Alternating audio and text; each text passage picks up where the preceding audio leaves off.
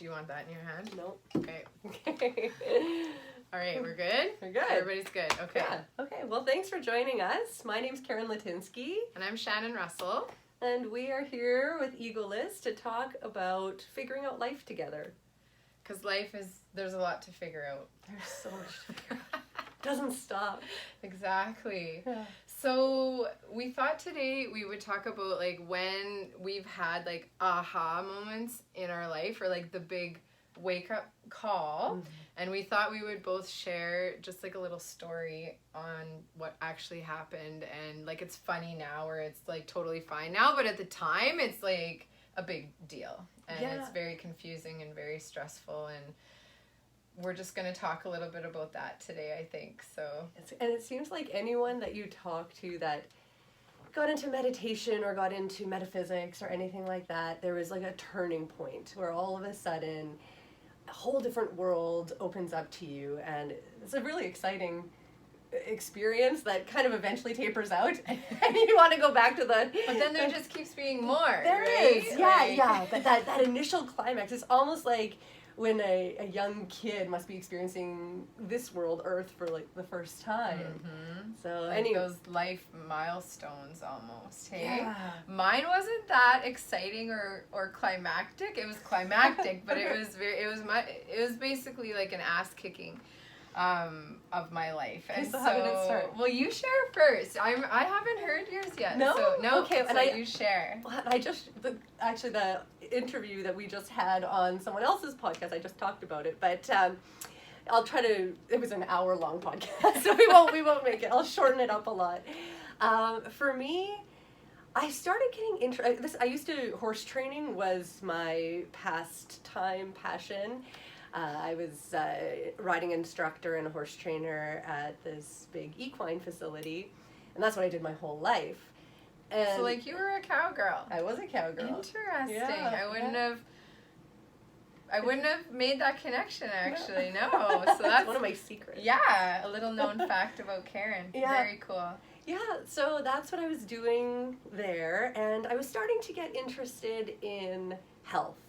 And it kind of started off, being interested in fitness and nutrition, and I thought I was probably going to eventually become a nutritional consultant, and that's kind of where I was headed. But all of a sudden, one day, like mine was very, very sudden, all of a sudden I was walking through this field at the ranch, and I have the clipboard in my hand, and I'm just walking across. I just sent out a trail ride of 27 riders. I'm looking at my crazy to-do list. I had a million things to do. I had to train all these horses. I had classes to teach all night.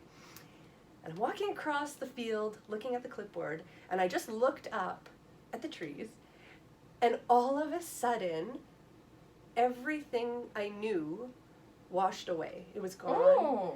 And there was this absolute oneness where I didn't exist. And everything I saw, it's like I was seeing for the first time.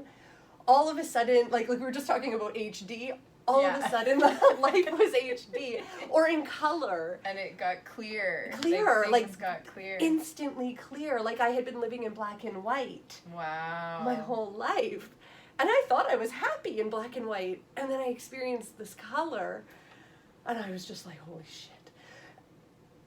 Everything, like I just remember seeing one horse and his eyes, like the life in his eyes pierced through this existence, and it was so intense, and it stopped me in my tracks. It felt like I was just hit by like this freight train of consciousness or awareness or awakening that I didn't know I was sleeping through. And anyway, it eventually slowly tapered down, and like how long though? Like did you keep doing you did that night? Yeah, it was weird. Like did you still like have your classes and train? Yeah, and that was weird because I was quite like professional. I was like, this is how things have to be done. I was managing a pretty big team, and I found myself, I was giving a client a hug. I wasn't a hugger really at work.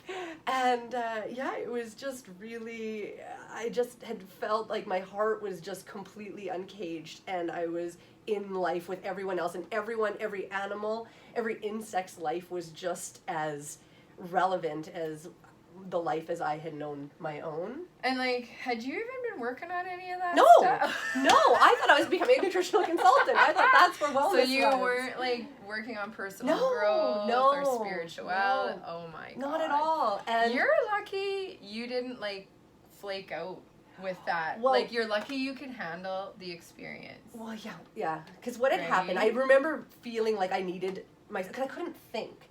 During the whole thing, it's like it's so awesome when you can't think. Thoughts stopped coming. And I remember, but it didn't stress me out, but I remember just being like, okay, like, I knew I needed to do things, and I followed them through, but slowly throughout the night, my thoughts started trickling back in, and I started coming back. And I just remember that night I did my last final walk around all the horses, and it was the most amazing, magical walk I've ever taken in my life. Like the sense of the hay, the sounds of the crickets, just even the movement of the horses. Oh my God. Like, you were totally present. It was beyond present. And I didn't even know what present was before that. True. Yeah. And I was something. I didn't know what it was, but I was something.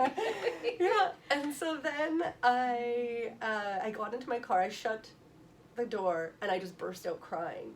And I remember just being like, what the fuck just happened? Yeah. What was all this? What is all this? This is how I need to live my life. This is like, it raised the bar on happiness to a new dimension. And now my old way of life was just unacceptable after experiencing this. But within a few days, I came back down to normal, and it I like hurt. how you said, like, came back down. It was definitely it was, like, a the vibration. Lower, your vibration lowered again. Yeah. So it's interesting that you said down, because you did come back definitely, down. in many ways. Exactly. So I came back down, and I returned to normal, and I remember like thinking, this sucks. And now that I had that experience, this hurts, you know, and I need to get back there and live like that. What was that? So I went to the bookstore, which I had never done before. I was not a scholar. I was a partier. I did not care about books. And I go to the bookstore, and I go to the self-help section, which I used to kind of like chuckle at. and I was like, okay, like, what was that? So I'm going through all these books, and I see this one book by Derek Sweet, and it was called You Don't Have to Die to Go to Heaven. And I was like, something about that sounds about right, you know, because that's what this felt like, was some newfound heaven or something. So I'm going through the book, and I'm learning all about like cosmic consciousness and the absolute oneness of life and everything. And what a great book that book was. I wish I had it here and I could read a quote. Hey, but you remember the title and you remember the author. that is good. Yeah, it was a very important moment. And anyways, of course, I bought that book and a few others. And yeah, that's when my whole journey started. And then from there, I dove right into it all. And there was another book, Crystal Andreas, called Transcending Beauty. That was another one that I bought that day. And she's talking about the ego and how the ego is this chatter. So I started doing all of these like meditations, which I always thought meditation was super boring. And I wasn't interested in meditation, and like, who has time for that, to sit and do nothing? But anyway. Because you're right. Because from the outside, looking at meditation, people meditating, it looks like you're doing nothing. Right. But when you actually meditate, like, you're doing a lot of just things. Trying not to, like, well, you're actually doing things.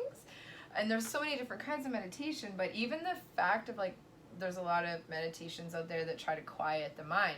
Well, for most of us, that's a big job. That's a huge job. Right? That's so much work. Yeah. Which brings me to where I went from there. And then I signed up for metaphysical psychology, and that's when I dove into my studies there. And then my husband and I, so a few years going through this, and then I don't know if anyone here has gotten the spark of like where all of a sudden this other world opens up, but I became like a workshop junkie. It's like, hey, what can I sign up for? What can I do? Who can I go see? Like, you're starving for more info and more of this new world. And so my husband and I were going away for a month to Thailand. And I was like, hey, this is a perfect time for me to put everything to the test. You know, I'm going to just dedicate the entire 4 weeks to absolutely doing every single one of these. Like I kind of did my own homemade program to what I thought would get me back to there. Anyways, so I did it, and it was so unfun. Like the whole time you're out on vacation, you're like catching yourself in thought, quieting that thought, bringing yourself back into the moment, or it's almost like you're trying to force it though. Yeah, but wait, listen. Okay. Yeah, so it turns good. Okay, good. It worked. Really? So I was quieting the thought and like disposing of it, and anytime I found myself judging anything, because that's what I had learned before I guess I go any further. I had learned that what was missing in that experience at the ranch, the missing ingredient was the ego. And that's when anything of ego relation, I would just kibosh. So if I would caught myself judging something, immediately I would stop judging it, or I would just, even finding something beautiful, I noticed that as a judgment, so just completely retraining my head and how I was thinking, and it was so not fun. And so we were on the boat, and I remember we were going to Kopipi, and I was just thinking, I don't want to do this anymore. This is ruining my vacation. I just want to enjoy. So hard to be so conscious. It's so hard to be so conscious, damn it. It's freaking hard work. It is. And I really, really, really was about to throw in the towel, because we still had a week left. And we were getting right to the dock at Kopipi, and all of a sudden, I just remember pushing through it. I was like, hey, quiet that thought. I know that's my ego trying to derail me, and we land on the island at Kopipi, and it just hits me like this huge wave of consciousness. Again, I disappeared and entered into everything and nothing, and you're in the Matrix. Yeah, into the Matrix, yeah. Yeah, and just into the body of life, the ocean of life. And I remember putting my sunglasses on because I didn't want my husband to see me crying, because then he would have interfered with the experience. And I just wanted to be home. It felt like home, and I just wanted to be fully home again, and it felt so good. And again, it slowly dwindled as... Like how long? This lasted longer because I was away from life. Yes. That's the magic of being on vacation. So it probably lasted, like that climax, that orgasmic kind of consciousness lasted maybe a day, and then it kept getting, like, there was like a little bit of like that afterglow. And then I remember still in the airplane ride home, it was still very strong.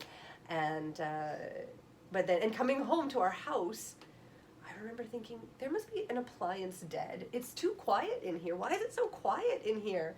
And I realized it was just my head. Wow. It was so quiet. So that was really, really amazing. So anyway, that's what started my whole... So then, do you feel that, like, have you stayed at a higher level of vibration or a higher level of consciousness since that second time, or have you I think felt even after after the first time, I never returned completely to how I was before. Yeah.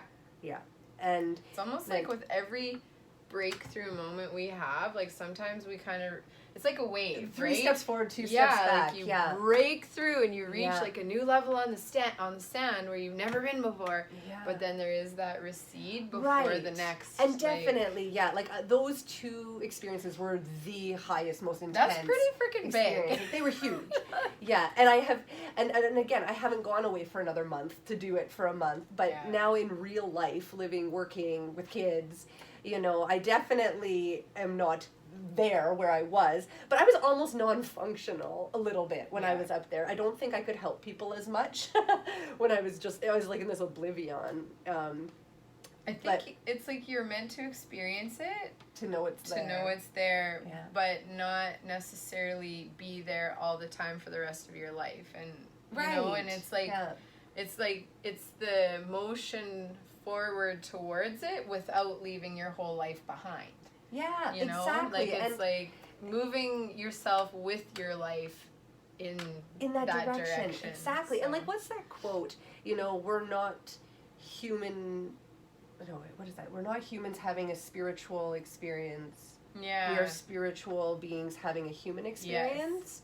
Yeah. So, we've got to have the best of both worlds. We could easily, if we get caught up completely in that realm, we kind of lose our ground with touch with reality, world. right? Yeah. Like with the physical reality and the the life reality. But that's big. Yeah, I'm surprised we never talked about it. Yeah, we're too busy talking about other stuff, but that's really cool though. Yeah, and so now and definitely, like, there's ebb and flow to it.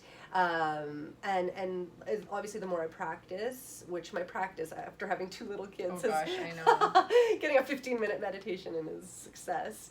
But anyway, it's definitely just decades of a higher level of consciousness than what it was before. Definitely. Well, and the fact that you're even like aware of things now, like it like all of the filters and all of the layers of and the ego and the ego, like it's like it gave you those moments of like pure clarity, which is really cool.